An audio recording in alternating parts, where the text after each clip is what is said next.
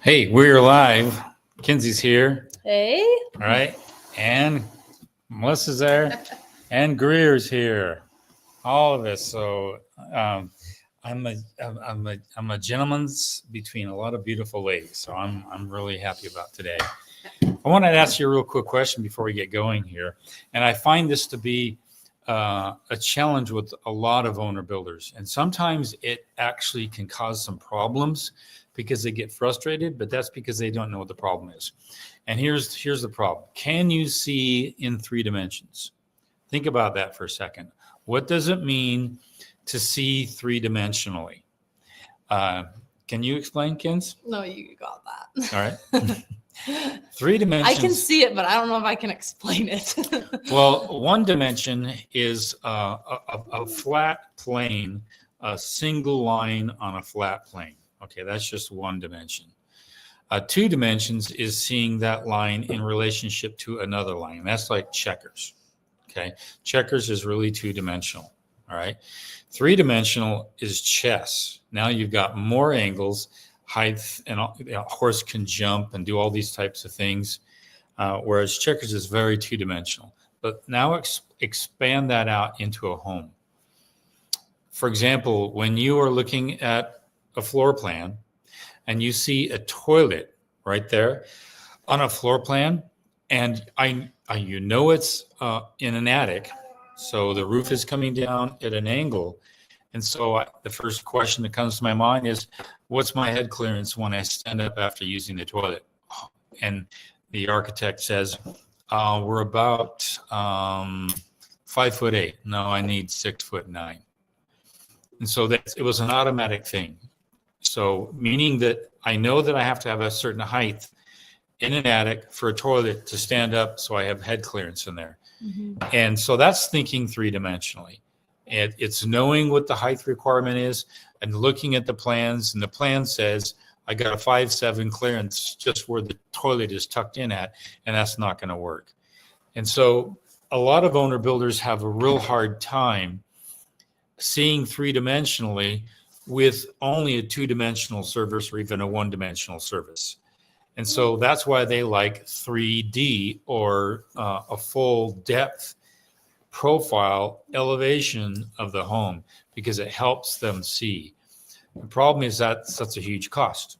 Mm-hmm. That's a greater cost in the design of your home so that you can see it 3-dimensionally. But I've run across a lot of clients, and a lot of clients will choose a draftsperson or an architect who can render the entire home in 3 dimensions.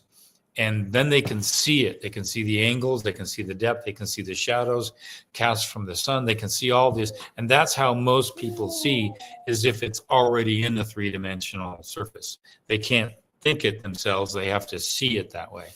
Well, a good builder, a good framer, a good designer, they can see in 3 dimensions. Years ago, I was at a home show and I was much younger, 20 years old, and I was helping a designer move some furniture in a home, and she could not think in 3 dimensions. It was very frustrating. Can we move it here? I want to see how it looks over there. Can't you imagine what it would look like? Like it's right here. No, I need to see it. And that can be very frustrating, especially if you're an owner builder. You have to see it to see it. You can't imagine. You can't put something here and imagine it over there. And so I wanted to give a piece of warning. If you can't naturally think in 3 dimensions, and it's very, very hard for you, all right, just be aware of that, because you can cause other people a lot of difficulty in the framing, in the design of the entire process of the home. For example, I just got back from a designer, and I told him, I said, I need you to drop the ceilings in all my 2 mechanical rooms a foot. He had a 10-foot ceiling. I said, drop it a foot, make my ceilings in all my mechanical 9 feet. And he goes, why is that? I go, so I can fit my mechanical, so I can hit venting. And the architect said to me, I've never had a builder ever ask me that before. That makes a lot of sense. Again, a lot of it's experience. A lot of it's just knowing that, oh man, I need some room to fit. I need something to fit. Like I was on the job site earlier today, and my HVAC contractor came out with a condensate line outside the exterior wall, but there's a hose bib 2 feet away. And I go, am I going to be in the way of that hose bib? He goes, no, the new suitcase model I have is much lower. You'll be able to get inside it. But I was thinking about that, Keith. We're on the same page. So it's spatial orientation. And when you go on a job site and you don't have that natural spatial orientation, sit down in a chair and stare at everything. Just look at it until it makes sense in your mind. And I think most people get that sixth sense, or they get that depth perception if they just look at things long enough. Mm-hmm. For example, when you do a slab on a home and nothing's framed up, what's the first thing that people say when they come to the house? Oh, it's so small. It's so small. So small. It's so small. I can't believe this is so. We got to go back to our architect. It's so small. That's because the walls aren't up, and you just get this feeling like the home is so small, but it's not. That's depth perception and not being able to imagine where the walls are. It's a really good example of what I'm talking about. So if you don't have that natural 3D mindset where you can see things in an orientation in your mind's eye, just pulling it from a flat surface plan, keep in mind that you have to be patient. Allow those who do see three-dimensionally to work their way. Just ask questions, but don't get frustrated. Don't get scared. If you can just let that discomfort just kind of like be part of the process, but don't make that discomfort part of the frustration on other people. I've seen that happen a lot. We've seen that happen a lot in builds. And it takes a while. What we now see three-dimensionally, you walk on a job site and we see how things are going to fit, how things are going to come together. It's just a natural pattern for builders. But for those that are owner builders, if you don't have that three-dimensional, just don't dump it on other people. So other people do. Okay, let's start taking some questions. I just wanted to start that off, get people thinking, and let's have some fun. This one here is from Jacob Olson. Well driver verbally quoted me, a driller, well driver, verbally quoted me 40,000 a well. The verbal quote is not a good thing. It's not in written form. After it was all said and done, he submitted an invoice for 56,000. How should I proceed? Well, the problem is it wasn't in a written fashion. Okay.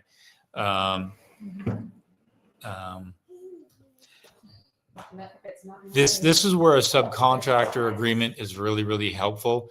It's a blank form that I have in a download fashion that you can actually put some additional phrasing on there that says, this bid is approved for this. If there's any overages, they need to be approved by me before you proceed forward.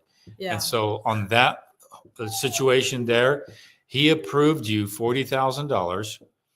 And, but the problem is it wasn't even in any written fashion. And so because it wasn't in written fashion, it can really sting you.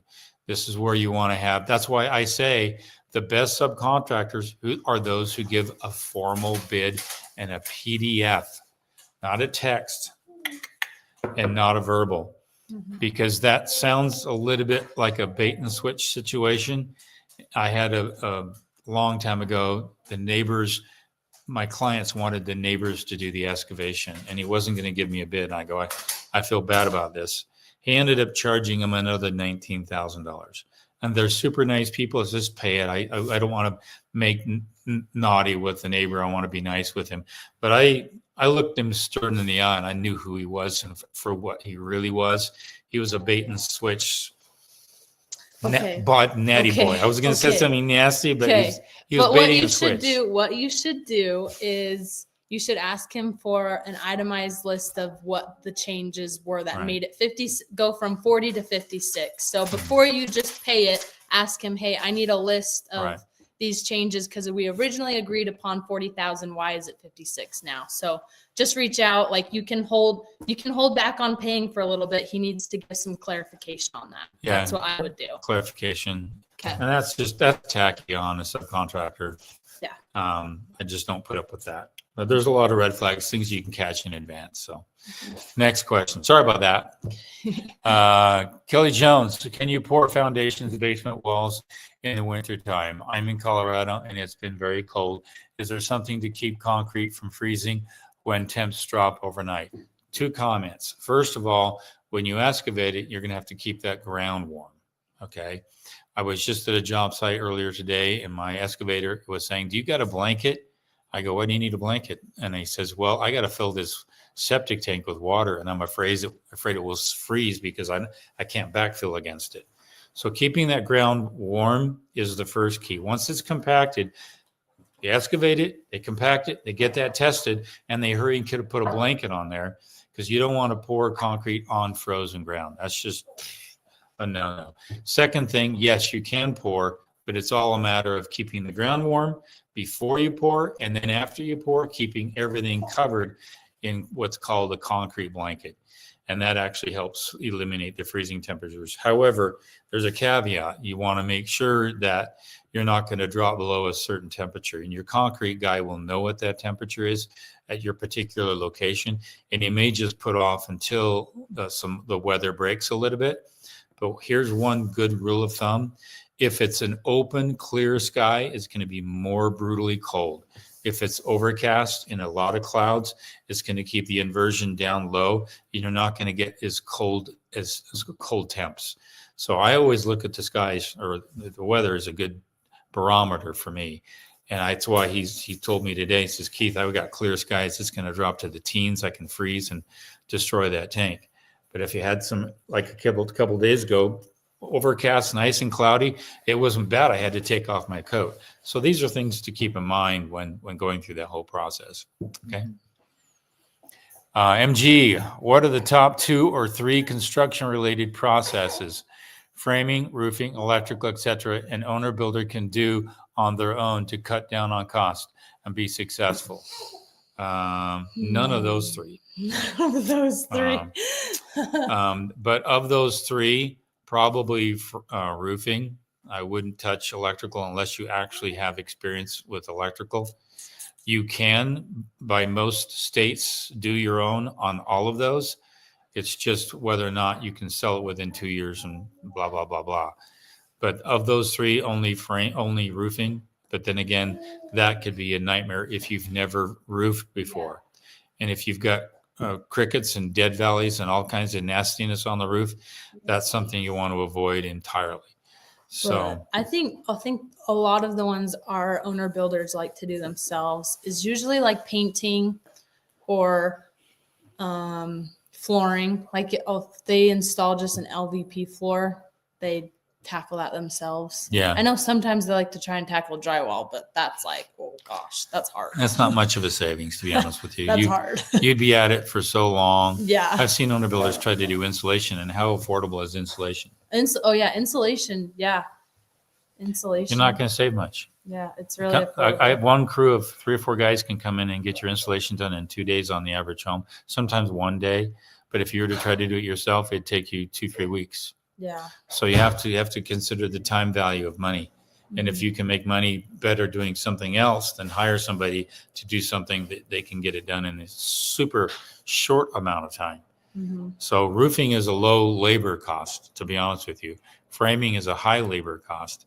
If you have buddies who are framers and you come in and help them, great, you might make a savings. But if you don't have that expertise on site, you're in trouble. Mm-hmm. Okay. Alex R. I spoke to a contractor friend of mine today about what's going on with ICE and immigration politics aside. He said he will be worried about his business this year. Any insight about this? Yeah, I've heard of a couple of subcontractors or at least laborers leave the country because they heard word that ICE was going to come and get them. And this is just more of a rumorville. And I think that if, from what I understand, there's some ICE that came into Chicago, New York, a lot of places where there's a huge concentration of them. I haven't heard of any ICE coming into my community at all. And all of my subcontractors are legal. There's a couple of them that are in the process of getting their paperwork all squared away. But it depends on how much, and you're going to find this to be the case in painting, and drywall, especially those two areas, and even landscaping, those two areas, you'll find a lot of different labor force that might have a documentation issue, but you won't find that in electrical, plumbing, HVAC, frame, heavy equipment use. A lot of the more certified, required subcontractor skill sets. But in some of those areas that are straight up labor, like exterior stucco, you'll find that to be the case. A lot of undocumented workers in that arena. So you might want to just talk with those subcontractors and say you're going to have a problem in your area, and they'll let you know. But I haven't heard anything in my particular area or even in my adjoining states, and I butt up against Arizona and Nevada, and I haven't heard too much in those areas. So I'll keep an eye out for it. If I do, I'll make a post about it. Josh James, the way my house is laid out, I'm thinking about using a 3 to 4 mini splits. You have mentioned with a 4,500 square foot that would be too much. Are there some cases you see multiple mini splits for this big?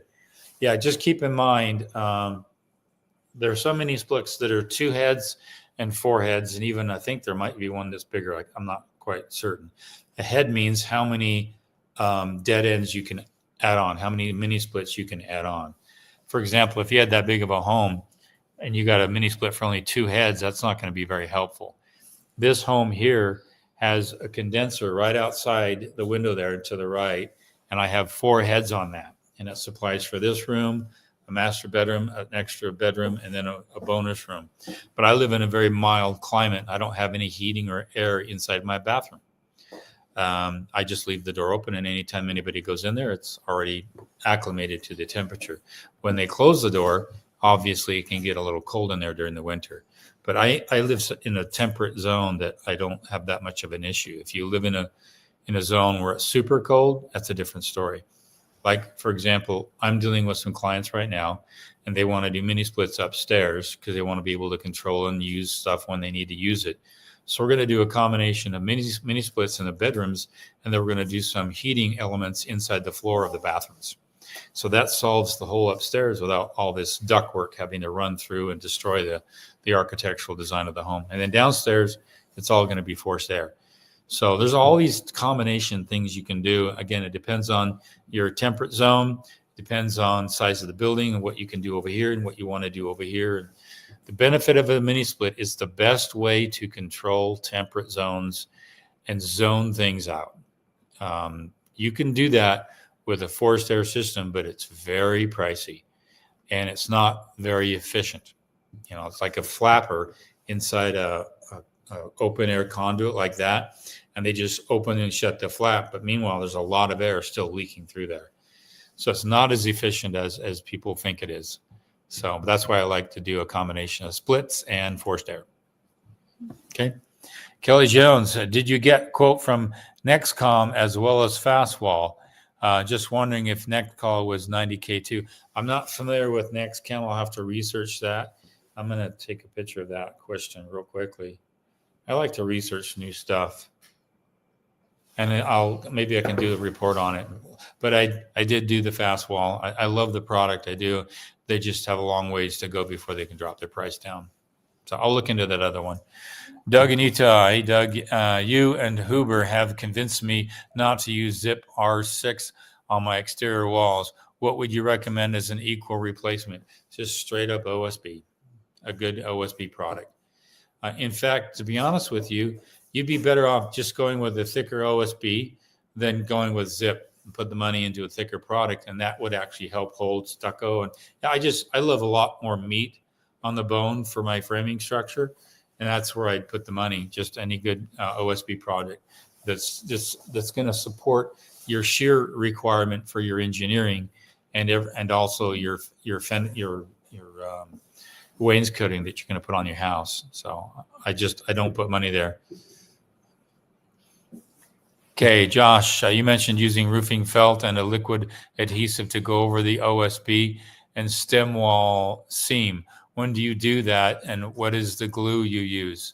I don't use glues. It's a decking product. I'm going to do a post on this. I don't want to go. It goes into too much detail, but I'm going to do a post on Friday. So look for that to come out in about a week. And Josh, I think you're in Cedar City, if I'm correct, right? Yeah. Just go out to the job site out in Cedar West out there and look around for my sign, or message me through the platform and I can tell you the address. And you can go see exactly what I've done. So, okay. Swan Lake builds in Central Florida. I need fill for my 30-inch high stem wall and slab foundation. Concrete and excavator guys and geotech engineers suggest using only red fill sand. Thoughts? Is that a native soil? If it's a native to your area? I think the reason why they're doing red fill sand is because the possibility of a high water table, and sand allows for the water to, it may come up, but it's going to go down really, really quickly. And that's why I'm just worried about the compaction. If you can or cannot get the compaction on that. Getting compaction on sand is not easy. If there's a little bit of silt in the sand, you'll get a little better compaction, like a clay silt. That'd be great. If it's straight up sand, that's going to be brutal to get the compaction. And you gotta get the compaction and keep it wet until the geotech engineer can come and test it. So there's a lot of water to keep sand compacted. So, and ask them if there's any other way. Ask them if city spec road base would be better, and if you can get that, because that might be a little cheaper. Why? Because sand is typically a filtered product from a gravel pit, and it's the finest filtered out product they create. A road base has got some aggregate in it, and it's a little more affordable because you're not trying to filter out to perfection. So, but at the same time, the road base is a better compaction material than sand. However, it may not have that drainage quality that sand has.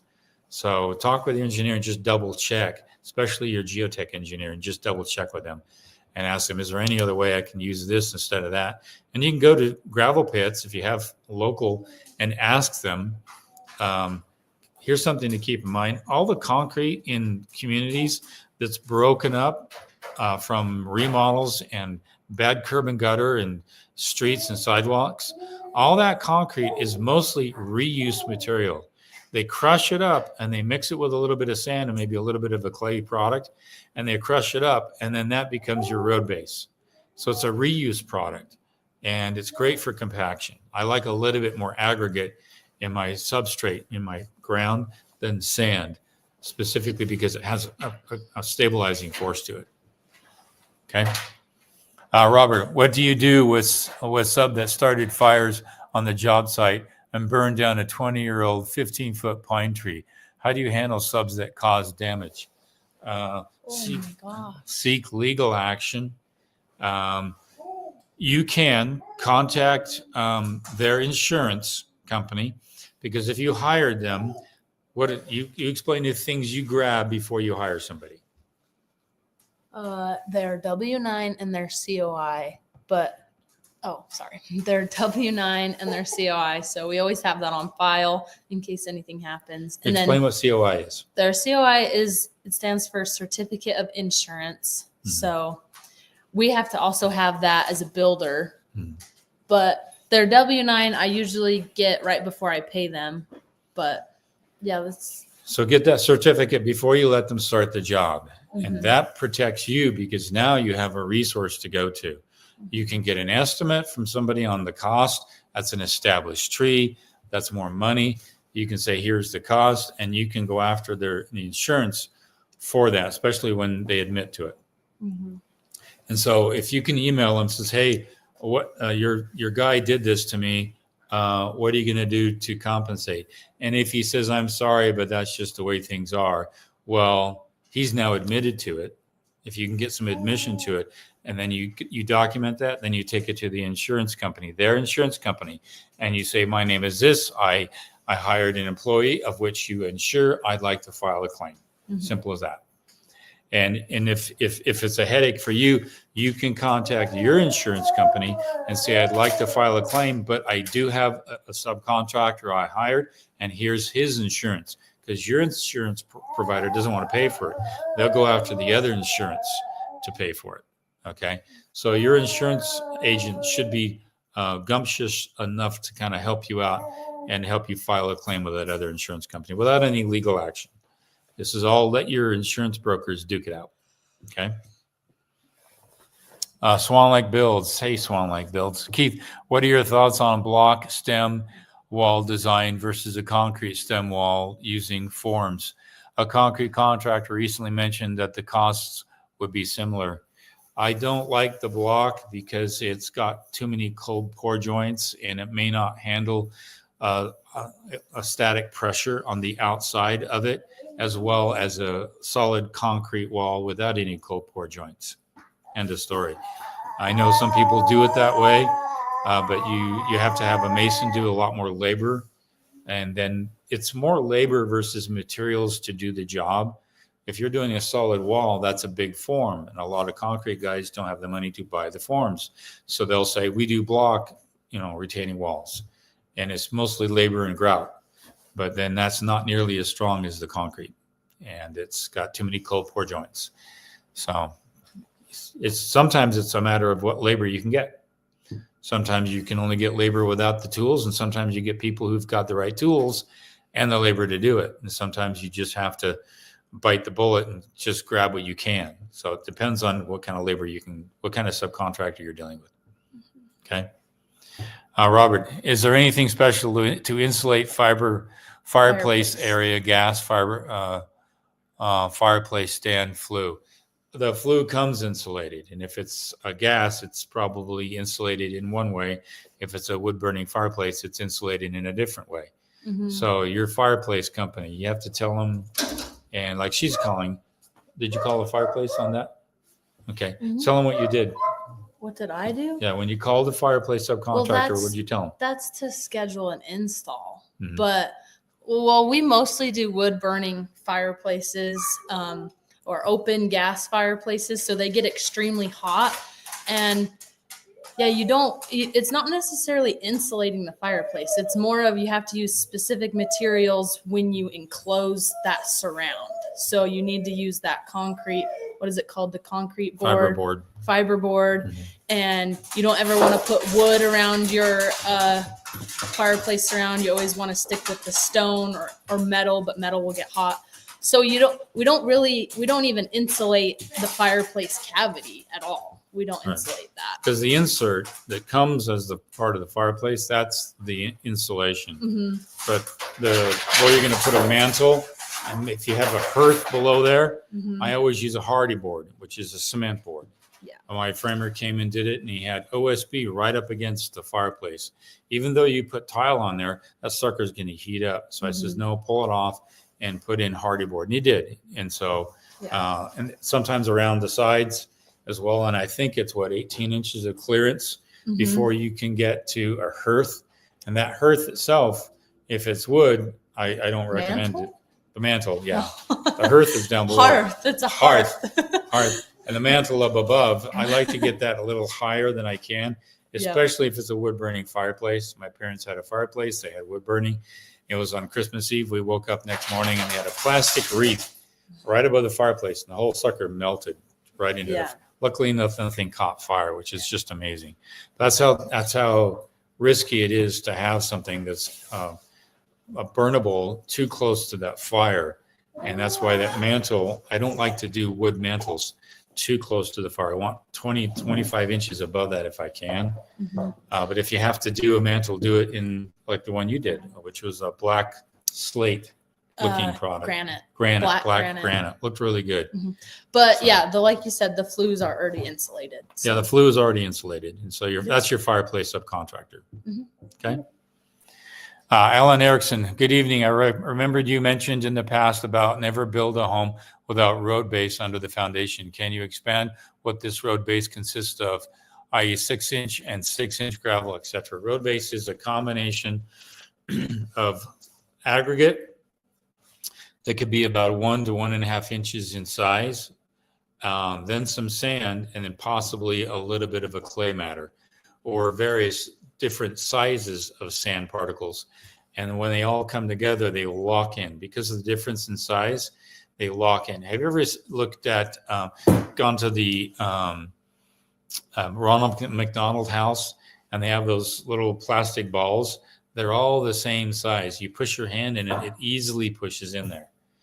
Now, imagine if they had different sizes, all right? Some small ones, some medium-sized one, and maybe a couple of other intermediate sizes. That would lock in a lot better. The difference in size allows that to happen. So that's the power of road base. It actually has that locking power that's far superior to native soils and also, in my mind, far superior to sand. Mm-hmm. And road base is typically what they put under the road before they put the asphalt on the road. And it helps to stabilize that road. You can imagine diesel trucks with 30, 40, 50 tons coming down the road. Notice that on asphalt roads that are poorly done and they're kind of got grooves in them because heavy trucks were running down the road and they just sink it down. That's because they didn't have good enough road base. And so that's how powerful road base is. Okay. Next question. Sorry. Okay. Charles Key, SR. Can I use BScs degrees for my 4 years of college? Building science something. I don't know if For BS. a general contractor's license. It's probably builder science. Okay. For a general contractor's license. I don't know what that certification is. BSc. I don't know what that is. A bachelor's in something. Bachelor. Let's see. Some states do take education to some degree if it's relatable, especially contract law and ethics. Construction project management. Yeah, right? project management. Some states will take that. Like if you go to, in our state, if you go to a tech college, they'll actually put you in a cohort program that's going to get you on the path to being a general contractor. It's a Bachelor of Science, Computer Science. Computer science. I don't know. Oh, I don't think so. I don't think so. Find out but- from your state requirements for a general contractor license. Just find out what the requirements are, and it's different in every state. Tell them. Oh, okay. I guess. Yeah. I was like, you could tell them what our requirements are. But yeah. Yeah. I started out in my requirement 2 years. It was a lot harder. It was harder. I won't even explain. It was so easy for me. It was hard for me back in the day, and they made it easier for people. You had to take a test. It was like We did 100 questions, and I took a test, and my test was open book, and he didn't have open book. So like it's over the years, their test is. I had to have 4 years process of is a lot more experience, lenient, too. and Yeah. mine is only 2. I've only had 2 years of experience. So as a parent, I can say when I got my license, I had to walk uphill both ways. So we make it too easy for the next generation. Okay, next one, Andrew Shirling. Does I say that right? Shirling? A concrete contractor gave me a rate of $39 per square foot to redo my sidewalk. Is that a good price or too expensive? $39 a square foot. That's way high. That's way high. That's way Isn't high. it only? Aren't we only $10 a square? We're foot? about $9 to $10 a square foot. So redo, he's probably Get talking another about. bid. 2 more bids. He's probably talking about the demo to pull out a Yeah. sidewalk and then put in a new one. But even so, that's expensive. It should- So Yeah. get another bid and don't tell him you're an owner builder. Tell him you're a builder. Yeah.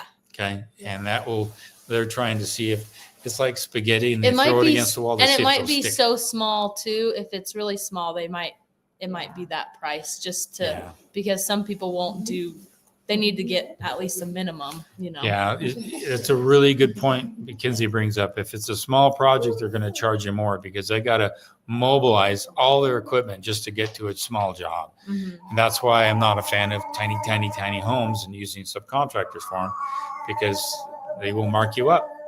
Okay, next question. Swan Lake, my wife likes the master bedroom to be like an igloo at night. Thinking of putting a ceiling cassette in my room in my 1-story attic truss area. Rest of house is central air. Should this work? Yeah, that would actually give her greater control. My wife's the same. She likes a really cold room. And so when she doesn't know, when she goes and works out, hot. I turn on the heat when she leaves. So I wake up and I take a shower in a warm room. I like to sleep in a cold room, but I hate to wake up into a cold room. So, but yeah, that should work out. Just for fun, tell everyone what you like to keep the temperature of your home at. I like to keep my temperature at 72. They No, drop the you don't. temperature. He's had it at like 75 before, 78. I get cold. You I get get cold. cold. Sorry. Okay, Okay, next question.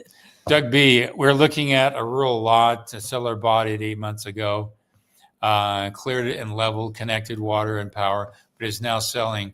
We're concerned there's an issue with the lot. What should we check? Get a geotech report on the property and get the seller to negotiate the purchase of that geotech report. That geotech, if it's a rural lot, you're going to have a septic on that lot. So the geotech is going to come and do three things. They're going to come and do a test pit where you approximately would like to build, and that's going to go down 12 to 14 feet. And then they're going to do a proctor of the soil of that test pit. And then they're going to do another test pit for a perk test, and that's going to be for your septic. When that all comes back, it can come back in a week or 2 or 3 weeks later, and then you can read that report, and it's going to give you details, what you need, what you should do, all that. And then you can go to that geotech engineer and you can say, can you walk me through this and tell me if this is all good to buy? And they'll give you some really good feedback. Mm-hmm. Now you're informed, but you get the seller to pay for that, and you tell him that if it's all good, you can include that in the sale price of the home or negotiate it as part of the original purchase price. But I have a real problem with people who sell land and you're supposed to buy that in the dark, and you're supposed to buy that without knowing. Everyone should, and go to the home site selection checklist. It's on the website, howtobuildyourownhome.com. Download that for free. End of story. It gives you all the checklists you need to know when it comes to purchasing land. Okay. And just another point, like, because this is something I would do. Possibly they just did the improvements on the lot and are trying to make a profit. So it could be that too. Or they saw something and they're not wanting to tell Yeah. anybody about it, and then they're not disclosing it, which is illegal. Yes. So if they do that, it's fraud. Yeah. Okay, next question.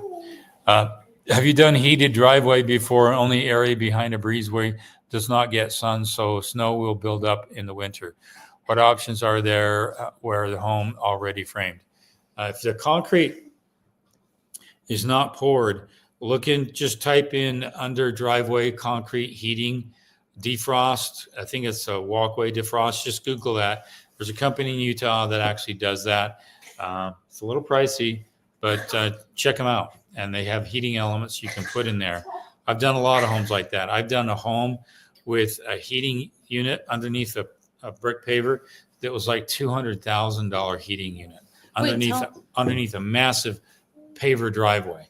But that's all coolant, which is antifreeze. All right. And that just comes inside the house, heats it up, goes back out, and warms up that whole area. But an electric unit underneath that, and it's got to be within 2 inches or so of the concrete top, and it heats that up and melts it. And there's some products out there for it. So check them out. What's the product that you were going to put? I can't remember the name of the company. Just type in concrete defrost, electrical defrost, something like that. You'll see it. It's a company in Utah. Okay. Rover Leah 63, California gives up to 2 years experience credit toward GC license, and that usually has to be documented. So if you paid, meaning if you have a W-2 form and you've been paid by another contractor working, and you show this is what I did for 2 years, you have to document that. Mm-hmm. Okay. California, it says in Florida you can have 4-year degree and 1 year of experience. Pretty cool. Nice. So you see it's different in every state. Mm-hmm. All right. On my website in the download section, I have links to all the requirements of all the states. I don't know all those requirements, but I have a link to all of them. But it's in the download section. I think it's in the download section. General Arnava Poe. That's interesting. I have a question. If you bury my wife in 6 of concrete slab, can the X-ray detect that far down? That's interesting. I don't think so. In Arkansas, have you seen houses built with sandwiched 2x10s? This would be the exterior and interior wall. 2x10s are 3 layers with middle board offset, scorched, and treated for bugs and moisture. Yeah, I've seen a lot of timber that's burnt, it's scorched, and it's really hard for termites and everything to get into there. But I haven't seen the sandwiched part, 2x10s.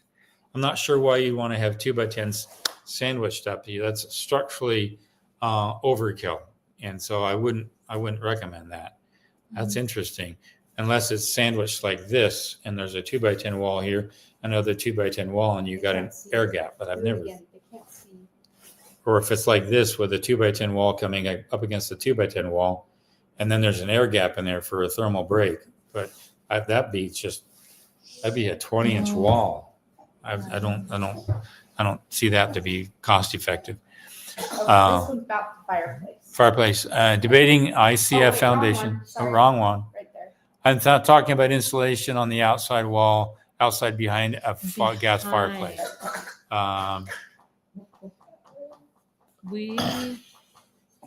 There's going to be a framing structure behind there, but it's not a bad thing to encase all that with probably a fiber board, a cement fiber board.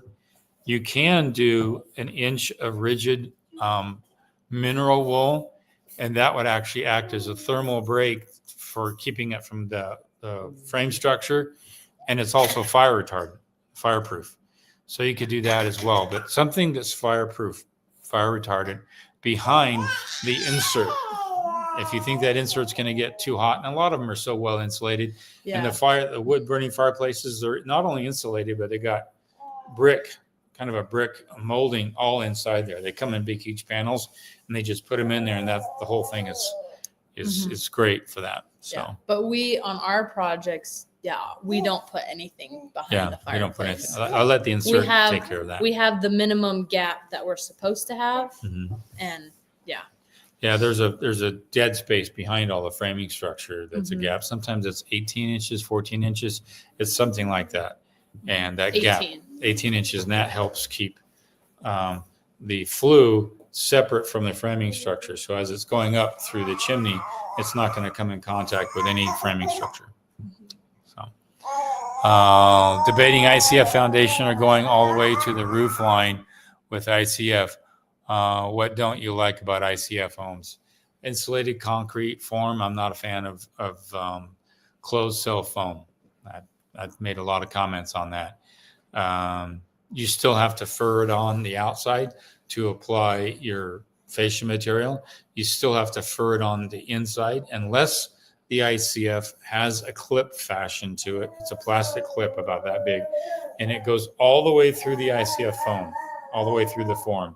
And then what you do is you just screw on your fascia material, whatever it is you're going to do, drywall on the inside or stucco or whatever, lath on the outside.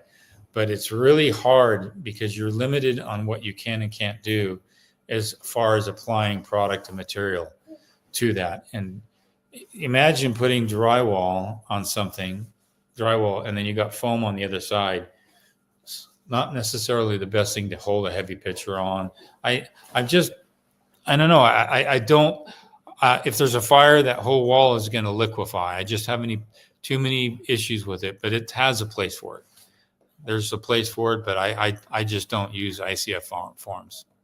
I just don't do it. ZT Zhang, the average home buyer is only concerned with kitchen appliances and appearance. Is it true that there is no incentives to build for quality, but to build for max square footage? To be a spec home builder, that's true for a lot of them. That's just true for like 95% of the builders, probably even more. We have a hard time doing that because we're so concerned about quality. Yeah. Like we're going to be selling a home. We built a spec home, and we put some incredible value to the home, just incredible value to the home. And just the whole exterior of the house has got 1.5 inches of mineral wool on it. And so it's such a solid home. But most appraisers, in fact, I'm going to have to meet the appraiser on the job site. I'm going to have to walk him through and educate him, because appraisers don't care. I think that kitchens should be appraised per square foot differently than open living. I think bathrooms should be appraised differently per square foot than, again, bedroom per square foot. They shouldn't be all the same. So an appraiser should come into a home and just appraise based upon the square footage of each entity inside the home, because it's so much more per square foot for a kitchen.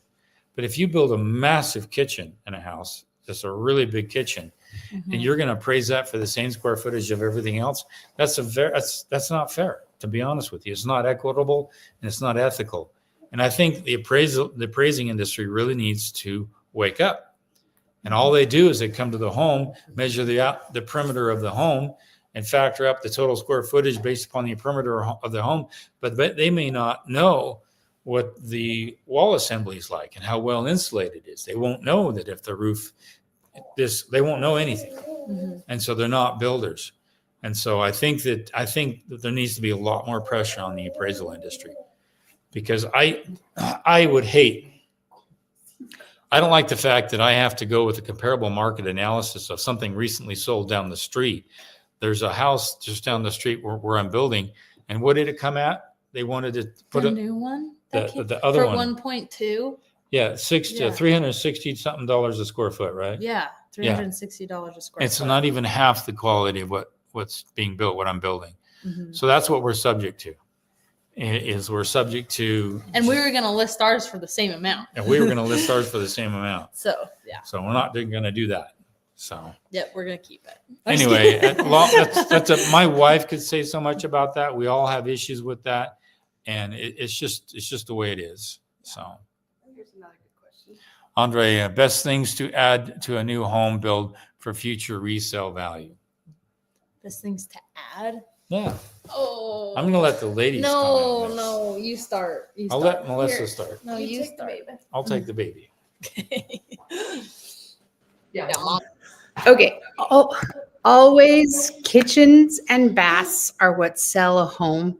So making those look nice is the best thing. A lot of people are looking for next gen or multi-generational. So if you can have a casita or something that can be sectioned off. Also, areas of homes that can be rented. So if that casita could be rented depending on your rules and regulations for your area, those are highly desirable because the affordability rate and being able to have something to rent is always nice. Garage space, everybody loves garage space. That's a big deal too. Around here, because we're in such a good climate, RV garages are pretty popular. Those homes sell pretty quick. And what else do you think, Kins, on homes? Turn the speaker on. Oh, I think you covered it. Yeah, I agree. I agree with what you said. I can tell you what guys look at. First thing they will look at, they'll look at the garage. Okay. And believe it or not, they're going to go open up drawers inside the kitchen. And they're going to see, most guys know what a dovetail drawer is. Oh, dovetail. That's strong. I want that. Guys are super, super simple for the most part. And they'll look at sturdiness and quality and space in the garage. Women will go right to the kitchen. And then they're going to go to the master bathroom. So you focus on those areas there, it's going to be a really, really good resale. Yeah. And then, to be honest with you, you do one or two really interesting things to the home that have never been done. One piece of art, one piece of an attractive thing. Like we just did a mountain home. We have some faux beams and a nice rock fascia all the way around the fireplace. What about the den too? That The woodwork den. around the den. So you I do- did a lot of cool. Yeah, we'll Yeah, get you into it. want to I didn't just do two, Dad. I did a lot of cool features. So if you Yeah, have do a wow couple of factor. features. Have something that's a wow Yeah. factor that people are going to want to talk about, but nothing too crazy. There was this one house that they put a pedestal in the master bathroom, which, yeah, it was cool and everybody talked about it, but that house took forever to sell. Yeah. A simple thing too is just your front door, like curb Yes. appeal. Curb appeal is really important for resale value. So like your garage door, your front door, just that, having that updated and modern, that's going to help you out a lot. And that's going to be one of the least expensive, Yeah. least expensive things you can That do. front door is very important. It's just a couple things like that. Natural light. If you have a lot of natural light, people are drawn to places with natural light. That's a punch list. We should put together a punch I list. know. Okay. Okay, Here we next go. question. Louis Lou W61. I hope I said that right. 2x10s are 3 deep. Oh, that's interesting. Middle board is extended 4 inches and plugged into next wall unit. Lengthwise, middle board is elevated by 2 inches to create a male-female ridge. Okay, I see what you're talking about. That's 3-dimensional talk. So that's 1 dimension on the line, but I was putting it together in my head. And what that will do is will actually create more of an air gap. And so you can actually pack in a little more insulation inside there. So they're, if I'm correct, they're almost offset. You know, if I'm correct, your 2x10s are kind of offset like this, another one and another one like that, kind of offset. So it creates a deeper wall, but the way to do that is with advanced framing. Advanced framing is where you do that on 2 foot on center, not 16 inches on center. And if you offset them like that, then that might be a way to do that. But it might take more lumber though. And so if you can do it on 2 foot on centers, you can probably almost come out on 6s if you did that, if you're trying to get a thicker wall. So I don't know, it's just a little more overkill than I would probably go for. So This is a really good. Swan Lake, when I make changes to the plan midstream, like adding a mini split or adding extra height on my stem wall, for example, do I always need to go back and get approval from by city permitting office first? Yes and no. Okay. Yes, if your permitting office is highly rigid, very detailed, and for example, some cities are so rigid that they'll have one inspector who will do nothing but foundations. That's it. Okay. And he'll spot the change in elevation. Other cities the inspector will inspect everything, electrical, plumbing, and whatnot. It depends on how sophisticated your city is. If they don't catch it, then you're in the clear. The only problem is that if they do catch it, then you need to either get a letter from the engineer saying it's okay, but hopefully the inspector is not going to say, well, I need to see the new truss layout. I need to see the elevation layout. I need to see the all new structurally. They can get really, really meticulous on telling you But all these it's things. usually just structural. Like Yeah. your mini split isn't structural. You can Yeah. add an extra one anytime you want. That's not a problem. That's- She's right. Yeah. Yeah. Or you can add interior walls anytime you usually want. Like Right. when it's not structural, you can do whatever you want throughout the whole process. Right. But as soon as it becomes structural, that's when your inspector will catch you on it. Right. Unless you do some other things I won't mention. Okay, Robert, go over access to the community blog section. I'm a paid student. Access, you want to go over that, honey? The blog section? Is there a blog? Is there a blog Course? section? In the You're talking, course. you're talking about the access Go to over that access. Discord? Discord. Are you talking about Discord? Just let me know down below. We have a Discord group if you're a self-managed student. And so I have to send out an email, and that changes like they only give you 5 to 7 days to log in. And so you have to email me back if your link doesn't work. Yeah, if you end up purchasing the course, He says he's a student. go ahead and message us. If you end up purchasing the course, just go ahead and message the instructor. Hey, I just purchased this, and then I forward it to my wife, and she'll send you a link. That's what we've been doing so far. Yeah. Okay. All right, a couple more questions here. Chaz Rawls, that's a cool name. How would a passive home be appraised? Triple pane window, air, ERV, does it increase value? What's If you can- ERV?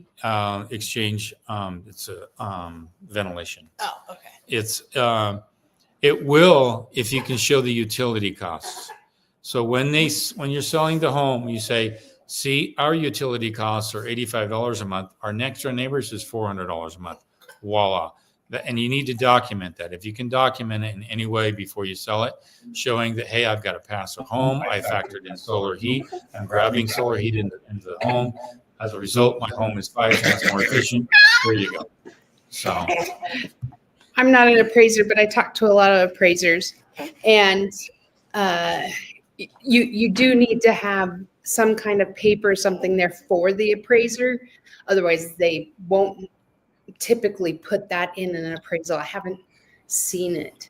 I can double check, but you got to make sure it's known to the appraiser so he can give you a little bit of a credit on that. okay. All right. Thanks, Sunny. Hope we can hear. Yeah. Double carpet padding.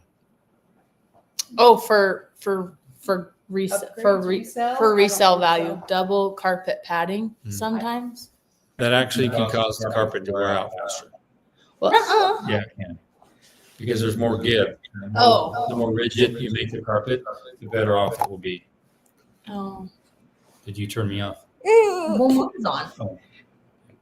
Oh. So, no, the double carpet padding, it's just like an extra thing. Think of it as a car. If you're buying a new car and you've got one car that has a sunroof and another car that doesn't have a sunroof, and they're the same prices, of course, somebody's going to buy the one with the sunroof. Double carpet padding, yeah, it's an extra.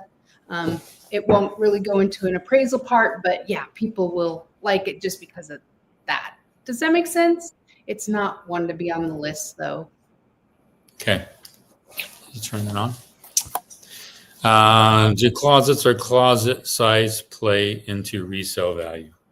Yes. Yes and yes. I've been part of the design on a lot of homes, and I've seen women have a different closet than men. That would appraise slightly differently too. It might be something of value. But again, my wife and I, we built a home, and our closet's a little too small. And so, and it's just a lot of stuff doesn't fit when you walk into that closet. If you can walk it in the closet and both of you fit in there just nicely to walk around and grab your stuff, that's great. But when my wife has to leave the closet before I can get in there, it's a little too small. Yeah. So yes. Closet sizes do matter on resale. People do want closet sizes that are larger. Yes. Okay. What am I doing? Next one. We're almost done. We'll take a couple more questions here. Would 9-foot ceiling with the cathedral ceiling in the living room be a wow factor? Yes. It would help. Yes. Yes, Yes. yes, Yes. yeah. 100%. Please do it. Yeah. Please do that. Yeah. Yes. Okay. Whole milk. I like that name. Oh, milk. Hey, folks, so don't forget to like the stream. Thank you for all the gold. Thank you. Yeah, please like, subscribe, hit that like button. So that'd be awesome. Okay, that's it. Okay, oh, great. Thanks, everybody.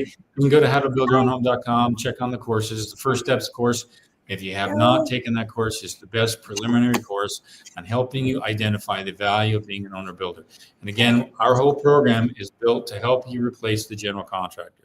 The general contractor is the most expensive part of the home, next to possibly framing and your foundation work combined. So if you can save a general contractor fee, it could be at least $45,000 to $50,000 on the low end, and as high as $150,000 on the high end. That's a huge savings. You can either buy into lowering your average total debt, or you just put that back into the home. That's the value of being an owner builder. And we're not talking about clean up and sweep up and doing up whatever you can to help offset costs. That is the biggest cost savings, and that's what How to Build Your Own Home is all about. So take the course, the First Steps course. This can help you see it. And the last module in the First Steps course has a discount code to the self-managed course. And everyone raves about it. It's well organized, comes from 20 years of teaching combined with building. So it's great. I value it. Everyone values it. It's great. So go there, and we'll see you guys next Thursday from 5 Bye, to 6 guys. o'clock Mountain Standard Time. See you then.